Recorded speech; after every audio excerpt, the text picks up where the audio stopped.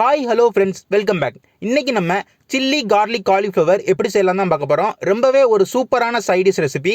சாதத்து கூடலாம் வச்சு சாப்பிட அவ்வளவு டேஸ்ட்டாக இருக்கும். கண்டிப்பாக ஃபுல் வீடியோ பார்த்து ட்ரை பண்ணி பாருங்கள். இப்போ இந்த ரெசிபி எப்படி செய்யலாம்னு பார்த்துடலாம். அதுக்கு நான் 1 கிலோ வெயிட் இருக்கிற காலிஃப்ளவர் எடுத்துக்கிட்டேன். நீங்கள் ஓரளவுக்கு சின்ன சைஸ் காலிஃப்ளவர் பயன்படுத்தினாலும் பயன்படுத்திக்கலாம். 1 கிலோ காலிஃப்ளவரில் ஃபஸ்ட்டு நம்ம அந்த இலைகள் எல்லாத்தையும் எடுத்துட்டு அதுக்கப்புறமா காலிஃப்ளவரை ஓரளவுக்கு சின்ன சின்ன பீசஸாக நம்ம கட் பண்ணி எடுத்துக்கலாம். அதாவது காலிஃப்ளவர் 65 வைக்கிற அளவுக்கு நம்ம சின்ன சின்ன பீசஸாக காலிஃப்ளவர் கட் பண்ணி எடுத்துக்கிட்டோம். காலிஃப்ளவரை கட் பண்ணி முடிச்சக்கப்புறமா அதை வெண்ணி தண்ணியில் கொதிக்க விடணும். காலிஃப்ளவர் ரெசிபி செய்கிறோன்னா காலிஃப்ளவரை ஃபஸ்ட்டு நம்ம கொதிக்க கண்டிப்பாக விட்டுணும். எந்த விதமான ரெசிபி செஞ்சாலும் காலிஃப்ளவர் கொதிக்க வச்சு நீங்கள் சமைங்க. ஏன்னா காலிஃப்ளவரில் புழுக்கள் இருக்கிறதுக்கு நிறைய வாய்ப்பு இருக்கு. அதனால காலிஃப்ளவர் ஃபர்ஸ்ட் லைட்டா கொதிக்க விட்டுக்கோங்க. அதுக்கப்புறம் நம்ம ரெடி பண்ண ஆரம்பிக்கலாம். இப்போ நான் காலிஃப்ளவர் ஒரு 3 நிமிஷத்துல இருந்து ஒரு 4 நிமிஷத்துக்கு மீடியம் ஃப்ளேம்ல வச்சு கொதிக்க விட்டுருக்கேன். இப்படி கொதிக்க விடுறனால ஒரு 20% இருந்து ஒரு 30% தான் நம்மளுக்கு காலிஃப்ளவர் வெந்திருக்கும். அந்த அளவுக்கு நம்மளுக்கு வெந்தா போதும். உடனே இதை நம்ம டக்குன்னு ஒரு பவுலுக்கு மாத்தி வச்சிடலாம் தண்ணியில இருந்து.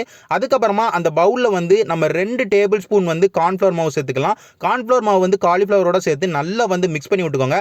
மிக்ஸ் பண்ணி முடிச்சக்கு அப்புறமா இன்னொரு பவுல் எடுத்துக்கோங்க. அதுல கார்ன்ஃப்ளவர் மாவு 2 கப் நீங்க சேர்த்துக்கோங்க. அது கூடவே அரிசி மாவு ஒரு 1/2 கப் சேர்த்துக்கோங்க. நீங்க அரிசி மாவு கண்டிப்பா சேர்க்கணும். ஏன்னா அரிசி மாவு சேர்த்தாதான் நம்ம சேர்க்கிற மசாலா அப்படியே காலிஃப்ளவர்ல ஒட்டும். ஏன்னா அரிசி மாவு அந்த கார்ன்ஃப்ளவர் மாவையும் அதே நேரத்தில் மசாலாவையும் ஒட்ட வைக்கிறதுக்கு ரொம்பவே உதவியா இருக்கும். அதே நேரத்தில் நல்ல மொறுமொறுப்பு தன்மையும் தரும். அதனால அரிசி மாவு 1/2 டேபிள் ஸ்பூன் 1/2 கப் சேர்த்துக்கோங்க.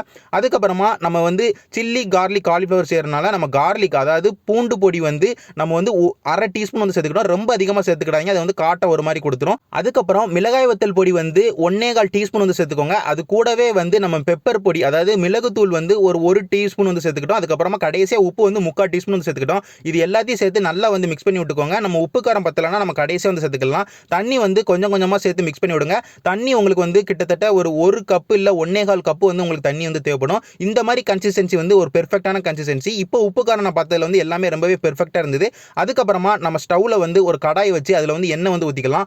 எண்ணெய் நான் கடலெண்ணெய் தான் பயன்படுத்திக்கிறேன் பொரிக்கிறதுக்கு. நீங்கள் தேங்காய் எண்ணெயும் பயன்படுத்திக்கலாம். கடலெண்ணெயும் பொரிக்கிறதுக்கு ரொம்பவே டேஸ்ட்டாக இருக்கும். அதனால நான் கடலெண்ணெய் பயன்படுத்திக்கிட்டேன். கடலெண்ணெய் ஊற்றி எண்ணெய் லைட்டாக சூடாக ஆரம்பிச்சக்கப்புறமா நம்ம காலிஃப்ளவர் பொரிச்செடுத்துக்கலாம். காலிஃப்ளவர் பொரிச்செடுக்கிறதுக்கு நம்ம மசாலா எல்லாம் சேர்த்து கார்ன்ஃப்ளவர் மாவை மிக்ஸ் பண்ணி வச்சிருக்கோம். அந்த கார்ன்ஃப்ளவர் மாவில் நல்லா டிப் பண்ணிட்டு அதுக்கப்புறமா காலிஃப்ளவரை ஒன்றா போட்டு பொரிச்சிடுங்க.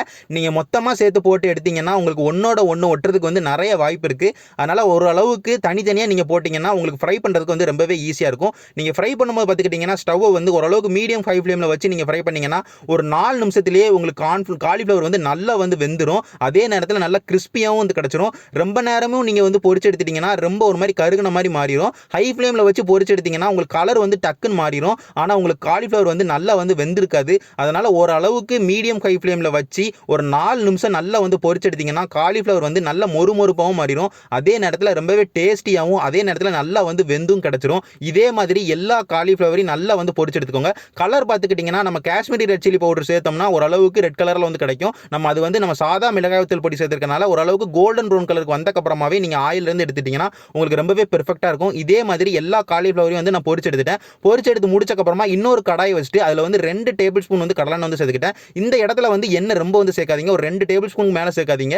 எண்ணெய் சேர்த்தக்கப்புறமா நம்ம எண்ணெய் லைட்டாக சூடாக ஆரம்பிச்சக்கப்புறமா நம்ம பூண்டு ரொம்ப சின்ன சின்ன துண்டுகளாக ஒரு 3/4 டேபிள் ஸ்பூன் பூண்டு சேர்த்துருக்கோம். அது கூடவே நம்ம மிக்சியில் 2 காஞ்ச மிளகா அரைச்சி எடுத்துக்கிட்டோம். அது 1/4 டீஸ்பூன் நம்மளுக்கு கிட்டத்தட்ட இருக்கும். அதையும் நம்ம சேர்த்துக்கிட்டோம். இது ரெண்டுத்தையும் சேர்த்து நல்லா வதக்கி விட்டுக்கோங்க. பூண்டோட பச்சை வாசனை போகிற அளவுக்கு நல்லா வதக்கி முடிச்சக்கப்புறமா ஸ்டவ் லோ ஃப்ளேமில் வச்சு வதக்கி முடிச்சுக்கோங்க. வதக்கி முடிச்சக்கப்புறமா நம்ம முதல்ல பொரிச்சு வச்ச காலிஃப்ளவர் சேர்த்துக்கலாம். காலிஃப்ளவர் சேர்த்து நம்ம இந்த பூண்டு காஞ்ச மிளகாவோட நல்லா நம்ம மிக்ஸ் பண்ணி விட்டுக்கிட போகிறோம். ஒரு நிமிஷத்துக்கு நல்லா மிக்ஸ் பண்ணி விட்டுக்கோங்க. அதோட ஸ்பைசஸ் எல்லாமே நல்லா காலிஃப்ளவர்ல இறங்கட்டும். அதுக்கப்புறமா நம்ம சாசஸ் எல்லாமே சேர்த்துக்கலாம். ஸ்டவ் லோ ஃப்ளேம்ல இருக்கட்டும். என்னெல்லாம் சாசஸ் சேர்க்கிறேன்னா சோயா சாஸ் ஒரு 2 டேபிள் ஸ்பூன் சேர்த்துக்கோங்க. அதுக்கப்புறமா டொமேட்டோ கெச்சப் ஒரு 3 டேபிள் ஸ்பூன் சேர்த்துக்கோங்க. டொமேட்டோ கெச்சப் தான் சேர்க்கணும், டொமேட்டோ சாஸ் கிடையாது. ஏன்னா டொமேட்டோ கெச்சப்ங்கிறது ஒரு ஸ்வீட்னஸ் தரும். ஆனால் டொமேட்டோ சாஸ்ங்கிறது ஒரு புளிப்பு தன்மை தரும். அதனால டொமேட்டோ கெச்சப் 3 டேபிள் ஸ்பூன் சேர்த்துக்கோங்க. கடைசியாக கொத்தமல்லியில் தூவி விட்டு நல்லா மிக்ஸ் பண்ணி விட்டுக்கோங்க. ஸ்டவ் லோ ஃப்ளேம்ல வச்சுட்டு ஒரு நிமிஷத்துக்கு நல்லா மிக்ஸ் பண்ணி விட்டுக்கோங்க. அதுக்கப்புறமா ஸ்டவ்வை வந்து ஆஃப் பண்ணிடுங்க. அதுக்கப்புறமா சாப்பிட்டு பார்த்தீங்கன்னா ரொம்பவே டேஸ்டியாக இருக்கும், ரொம்ப சூப்பராகவும் இருக்கும். நம்ம கார்லிக் பொடி சேர்த்து அதே நேரத்தில் நம்ம பூண்டு வந்து நம்ம நறுக்கி போட்டு நல்லா வதக்கி சேர்த்தனால நம்மளுக்கு அந்த டேஸ்ட்டே வந்து ஒரு டிஃப்ரெண்ட்டான ஒரு சூப்பரான டேஸ்ட்டில் இருக்கும். கண்டிப்பாக ட்ரை பண்ணி பாருங்கள். வீட்டில் எல்லாருமே ரொம்ப விரும்பி சாப்பிடுவாங்க. எல்லாருக்குமே செஞ்சு கொடுங்க. நான் இதே மாதிரி வேற ஒரு நல்ல ரெசிபியோட உங்கள் எல்லாரையுமே வந்து பார்க்குறேன். நன்றி.